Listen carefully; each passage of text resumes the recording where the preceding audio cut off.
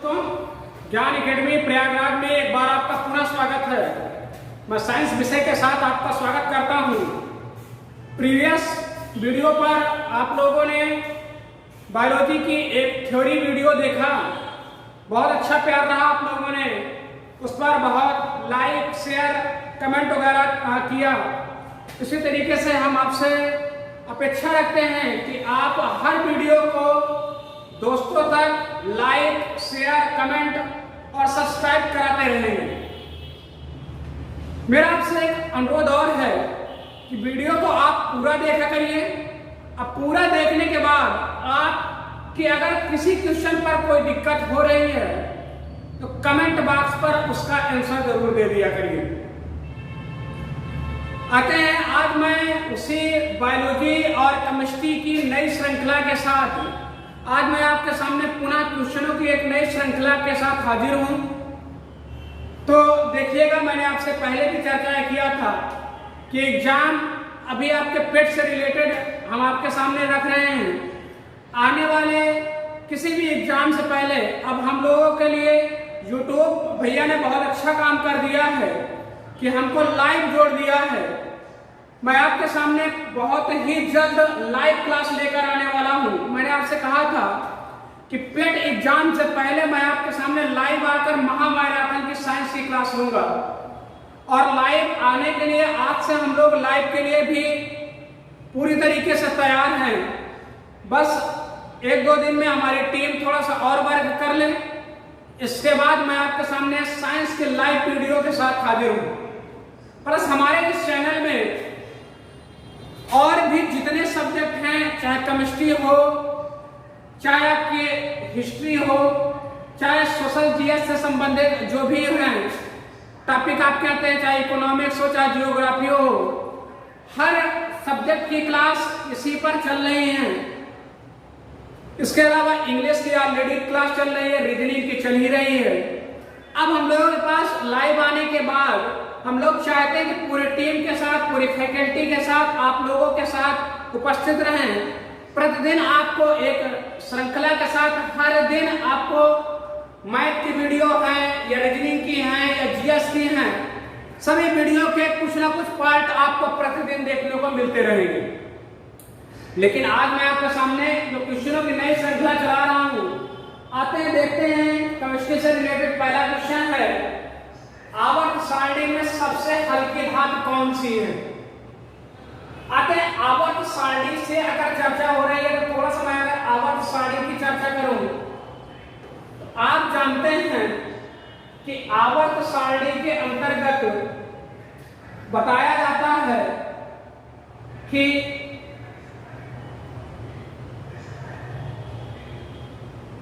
आवर्त सारणी के अंतर्गत बताया जाता है कि जो आज वर्तमान समय में सारणी प्रचलित है, इस सारणी को किसने दिया? आधुनिक आवर्त सारणी का संशोधन किसने किया? तब आप बताएंगे मोजले ने। लेकिन मूल आवर्त सारणी किसने दिया? तब आप बताएंगे कि मूल आवर्त सारणी को देने वाले वैज्ञानिक का नाम क्या है? तब आप बताएंगे मेंडलीव। किसने दिया था? मेंडलीव। मेंडलीव ने किस आधार पर आवर्त सारणी को बताया था? तब आप बताएंगे कि मेंडलीव नामक वैज्ञानिक ने बताया था कि तत्वों के भौतिक एवं रासायनिक गुण, तत्वों के भौतिक एवं रासायनिक गुण, उनके भौतिक एवं रासायनिक गुण उनके क्या होते हैं?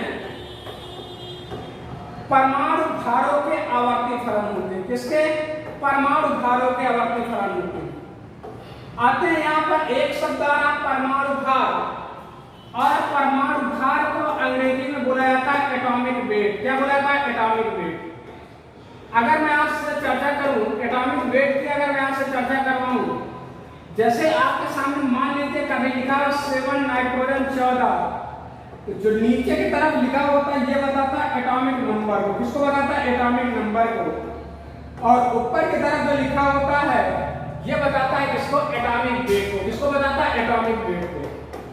तो जब मेंडलीव की मूल आवर्त सारणी है, इस मूल आवर्त सारणी में मेंडेलीव साहब ने बताया था कि तत्वों के भौतिक एवं रासायनिक गुण उनके परमाणु भारों के आवर्ती फलन पे। इसको रखने के लिए इन्होंने कहा था, इनके समय कितने तत्वों की डिस्कवरी थी, आप बताएंगे 63।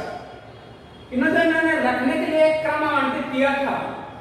जो इनका क्रम था, इन क्रम पर इन्होंने बताया था कि कुछ कॉलम ऐसे करके लेटे हुए कॉलम होते हैं।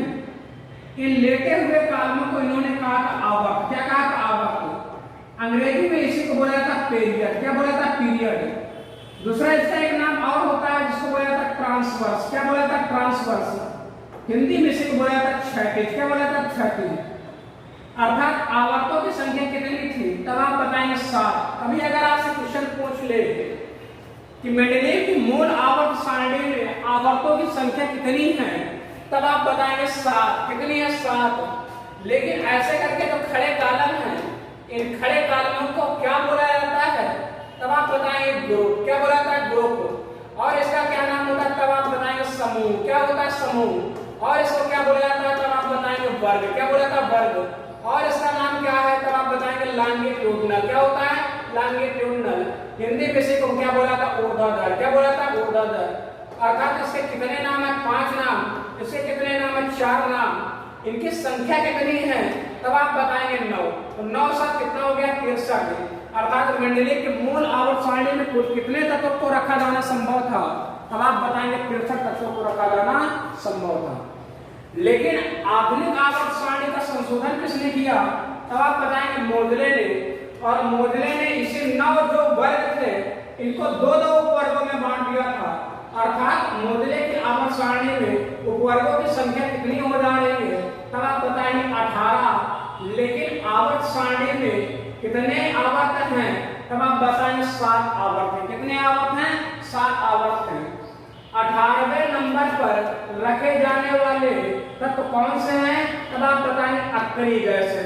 इन्हीं को अक्रिय गैस को क्या बोला जाता है? Noble gas. क्या बोला जाता है? Noble gas. और नोबेल गैस कौन कौन सी हैं, आप बताएंगे हीलियम है, नियान है, आर्गन है, क्रिप्टॉन है, जिनान है, और कौन सी है? रेडॉन है। ये सब कहां पर रखे गए हैं, तब आप बताएंगे 18 नंबर के ग्रुप पर रखे गए हैं। इन्हीं को बोला जाता है शून्य वर्ग। क्या बोला जाता है? शून्य वर्ग बोला जाता है। क्वेश्चन यहाँ पर कहा गया है आवर्त सारणी में सबसे हल्की धातु कौन सी है, आप बताएंगे सबसे हल्की धातु है कौन से? लिथियम। कौन सी है? लिथियम।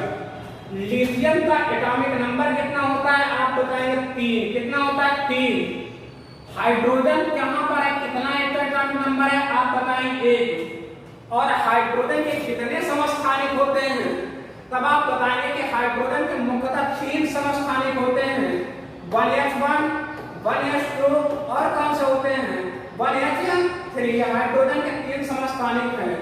भविष्य का ईंधन भी किसे कहा जाता है, तब भी आप बताएंगे किसे कहा जाता है? हाइड्रोजन को कहा जाता है। हीलियम क्या है, हीलियम का एटॉमिक नंबर कितना होता है, तब आप बताएंगे कि हीलियम का एटॉमिक नंबर तो 2 होता है और एटॉमिक वेट कितना होता है? 4 होता है।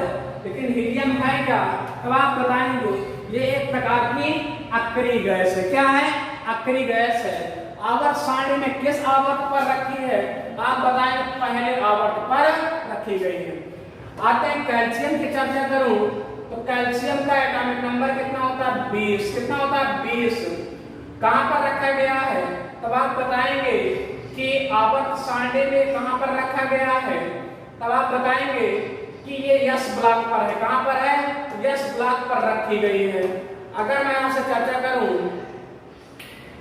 कि इसका आवर्त कौन सा है, तब आप बताएंगे कि चौथे आवर्त पर रखी गई। कौन से आवर्त पर रखी गई है? चौथे आवर्त पर रखी गई। आते हैं अगले क्वेश्चन की चर्चा करूं, किस तत्व को गर्म करने पर ऊर्ध्वपातन होता है? ऊर्ध्वपातन की अगर मैं आपके सामने चर्चा करूं, आप जानते हैं कि द्रव्य की मुख्य रूप से 3 भौतिक अवस्थाएं कौन कौन सी? पहले नंबर पर आप बताएंगे ठोस, दूसरे नंबर पर आती है द्रव, तीसरे नंबर पर आती है गैस। लेकिन होती 5 अवस्था है। चौथी अवस्था का नाम क्या है, तब आप बताएंगे प्लाज्मा, पांचवी अवस्था कौन सी है? तब आप बताएंगे BEC, बोस-आइंस्टीन कांस्टेंट। तो जब भी ठोस को गर्म किया जाता है तो ठोस बिना द्रव के गैस में सीधे परिवर्तित हो जाती है। ठोस को जब गर्म किया जाता है तो बिना द्रव से सीधे गैस में परिवर्तित हो जाती है। ये प्रक्रिया क्या कहलाती है? तब आप बताएंगे ऊर्ध्वपातन। क्या कहलाती है? ऊर्ध्वपातन। इसका एग्जाम्पल ऊर्ध्वपातन का क्या है? तब आप बताएंगे कपूर। क्या है? कपूर है। इसी का एग्जाम्पल कौन सा है? तब आप बताएंगे नेफ्थलीन। इसी का एग्जाम्पल कौन सा है? तब आप बताएंगे आयोडीन। कौन सा है? आयोडीन। आपके सामने कौन सा इनका सही होगा? आयोडीन। कौन सा? आयोडीन। आयोडीन क्या है? तब आप बताएंगे ऊर्ध्वपातन है। अगर मैं आपके सामने सल्फर की चर्चा करूं तो सल्फर कहां पर रखा गया है सारणी में? एटॉमिक नंबर कितना होता है? Atomic number 16। फास्फोरस कितना होता है? 15। सिलिकॉन कितना होता है? 14। कितना होता है? 14। और आयोडीन कहां पर रखी गई है? आप बताएंगे कि आयोडीन हाइड्रोजन तत्व है। कैसा है? हाइड्रोजन तत्व है। और हाइड्रोजन तत्व कौन कौन से आते हैं? आप बताएंगे फ्लोरीन आता है, क्लोरीन आता है, ब्रोमीन आता है, और कौन सा आता है? आयोडीन। और कौन सा है? एंटीमनी। ये सब क्या है? हाइड्रोजन तत्व हैं। और हाइड्रोजन तत्व कहां पर रखे गए हैं? आप बताएंगे पी ब्लॉक में। कहां पर रखे गए हैं? पी ब्लॉक पर रखे गए हैं। आते हैं अगले क्वेश्चन की। अगर मैं आपसे चर्चा कर रहा हूं सबसे भारी धातु कौन सी है? सबसे भारी धातु अगर आपसे क्वेश्चन पूछना है तब सबसे भारी धातु में आप किसे लगाएंगे? ओस्मियम को। किसे लगाएंगे? ओस्मियम को। ओस्मियम क्या है? आवर्त सारणी में सबसे भारी धातु है। और कहां पर रखी गई है? तब आप बताएंगे कि ओस्मियम को रखा गया है छठे आवर्त में। कहां पर रखी गई है? छठे आवर्त में। और ओस्मियम का परमाणु क्रमांक कितना होता है? तब आप बताएंगे 76। कितना होता है? 76। अगर कभी कह दिया जाए ओस्मियम का एटॉमिक वेट कितना होता है? तब आप बताएंगे 190। कितना होता है? 190। अगले नंबर पर अगर मैं क्वेश्चन की आपसे चर्चा कर रहा हूं क्या मैग्नीशियम क्लोराइड का रासायनिक सूत्र होता है? MgCl3, Mg2Cl, MgCl और MgCl2। तो मैग्नीशियम क्लोराइड का रासायनिक सूत्र क्या होता है? आप बताएंगे MgCl2। क्या होता है? MgCl2। अगला क्वेश्चन कहा है नाइट्रिक अम्ल का आणविक द्रव्यमान कितना है? सबसे खास बात, अगर किसी यौगिक का अगर आपको द्रव्यमान निकालना है तो पहले तो सूत्र आना जरूरी है। अगर नाइट्रिक अम्ल की बात करूं तो नाइट्रिक अम्ल का फार्मूला क्या होता है? तब आप बताएंगे HNO3। अब इनका द्रव्यमान निकाल रहे हैं तो हाइड्रोजन का द्रव्यमान कितना होता है? 1। नाइट्रोजन का द्रव्यमान कितना होता है? 14। कितना होता है? 14। ऑक्सीजन का कितना होता है द्रव्यमान? 16। और ऑक्सीजन कितने परमाणु? 3। तो 16 × 32 16 कितना हो गया? 48। 48 14 और 1 8 4 12 1 13 3 4 2 6 कितना हो रहा है? 63। अर्थात नाइट्रिक अम्ल का आणविक द्रव्यमान कितना होता है? तब आप बताएंगे 63। कभी अगर आपसे पूछ लिया जाए कि H2SO4 का कितना होता है तब आप निकालें। अगर जैसे अगर मैं आपसे कह दूं कि हाइड्रोजन का कितना है? 1 होता है तो 2 यहाँ पर हो गए, 2 अणु हैं। सल्फर का है, सल्फर की अगर मैं बात करूं तो सल्फर का कितना होता है? 32। कितना होता है? 32। और ऑक्सीजन का 1 होता है 16। 16 कितना हो गया? 16 32 16 16 को 64। अर्थात अगर मैं इसे जोड़ू 4 2 6 2 8 और 6 3 9 अर्थात H2SO4 का आणविक द्रव्यमान कितना हो जाएगा? आप बताएंगे 98। कितना हो जाएगा? 98। वेट रखकर जोड़ लिया जाता है, उससे क्या निकल आता है? आणविक द्रव्यमान। आते हैं इसी तरीके से क्वेश्चन का जल का आणविक द्रव्यमान कितना होता है? तो जल का आप सूत्र जानते हैं क्या होता है? H2O। कितना होता है? H2O। हाइड्रोजन में कितना है 2 हो जाएगा और ऑक्सीजन में कितना हो जाएगा 16। 16 तो कितना हो जाएगा 18। द्रव्यमान पूछा, द्रव्यमान को किसमें नापा जाता है ग्राम में, कितना हो जाएगा 18 ग्राम हो जाएगा। कौन सा ऑप्शन सही है ए नंबर का। आते हैं अगले क्वेश्चन की चर्चा करो, बहुत अच्छा क्वेश्चन है। केलियम किस तत्व का रासायनिक नाम है।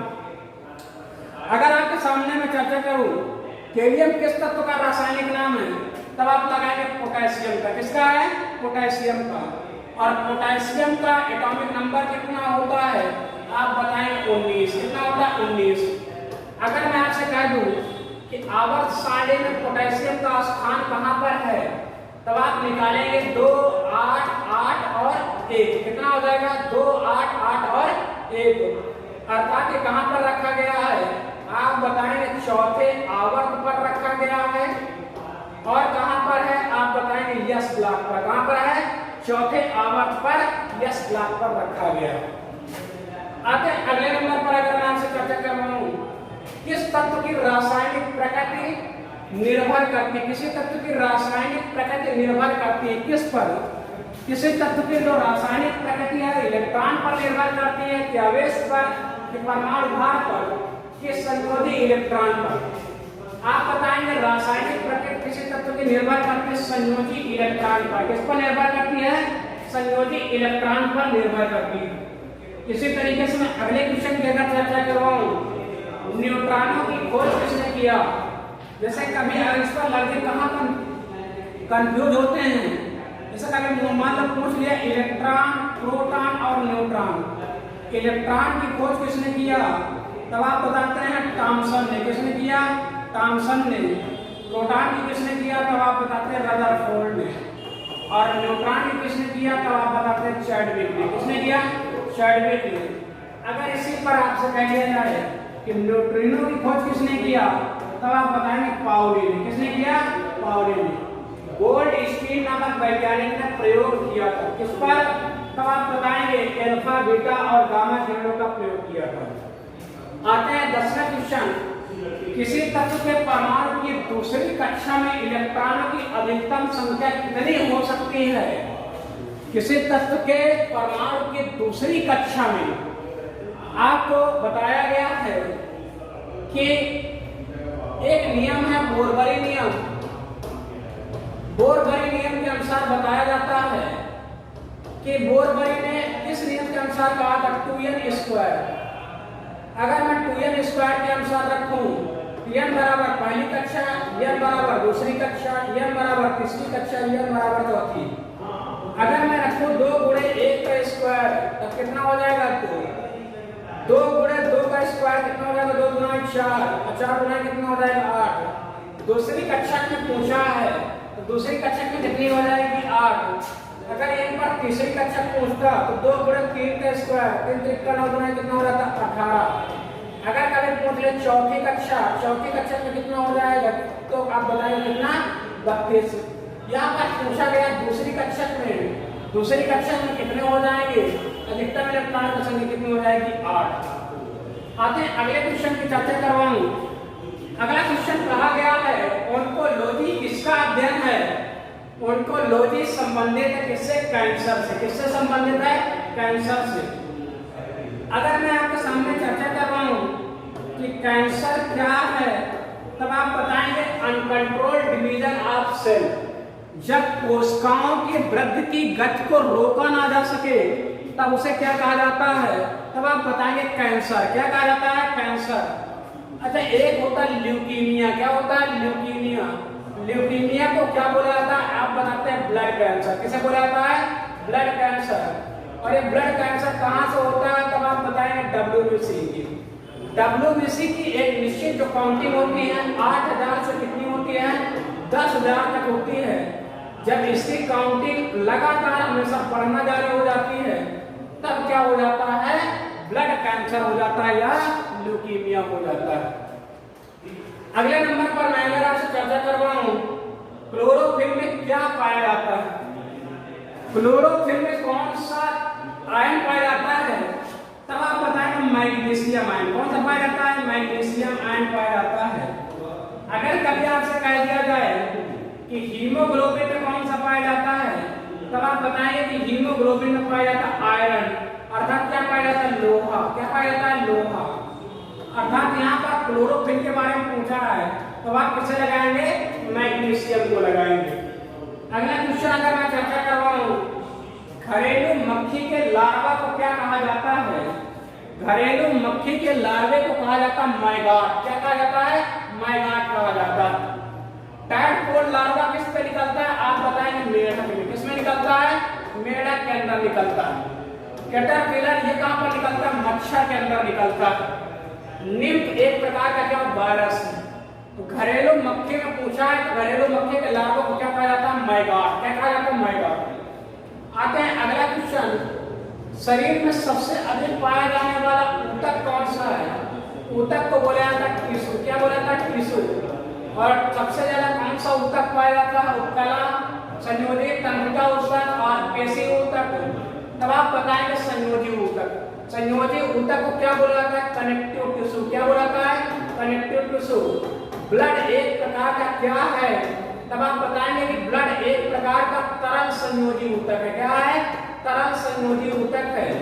ह्यूमन के अंदर टोटल बॉडी वेट का कितना प्रतिशत ब्लड पाया जाता है, आप बताएंगे 7%। कितना प्रतिशत पाया जाता है, 7% पाया जाता है। हीमोग्लोबिन की मात्रा 100 ml ब्लड में कितनी होती है पुरुषों के अंदर, आप बताएंगे कि 12 ग्राम से लेकर 16 ग्राम के बीच रहती है। किससे, पुरुषों के अंदर। महिलाओं के अंदर कितनी रहती है 100 ml ब्लड में, 11 ग्राम से लेकर 13 ग्राम तक क्या पाई जाती है, हीमोग्लोबिन की मात्रा पाई जाती है। आते हैं अगले क्वेश्चन, राष्ट्रीय पोषण संस्थान। राष्ट्रीय पोषण संस्थान कहां पर स्थित है, आप बताएंगे हैदराबाद में। कहां पर स्थित है, हैदराबाद में। तो आज आप लोगों ने 15 क्वेश्चन देखा, आप इनको सभी क्वेश्चन को नोट कर लीजिएगा। अगली क्लास जब भी रहेगी तो प्रयास ये रहेगा कि आपके सामने क्वेश्चन और थ्योरी दोनों की क्लास में लाकर आपके सामने रख सकूं। प्लस बहुत ही जल्द मैं आपके सामने लाइव क्लास लाने वाला हूं। आप कमेंट बॉक्स पर आंसर जरूर दीजिएगा, प्लस लाइक, शेयर और कमेंट। आपसे अपेक्षा है कि अगर आपको वीडियो अच्छा लग रहा है तो आप लाइक, शेयर, सब्सक्राइब और कमेंट जरूर करते रहिए। दोस्तों के पास शेयर जरूर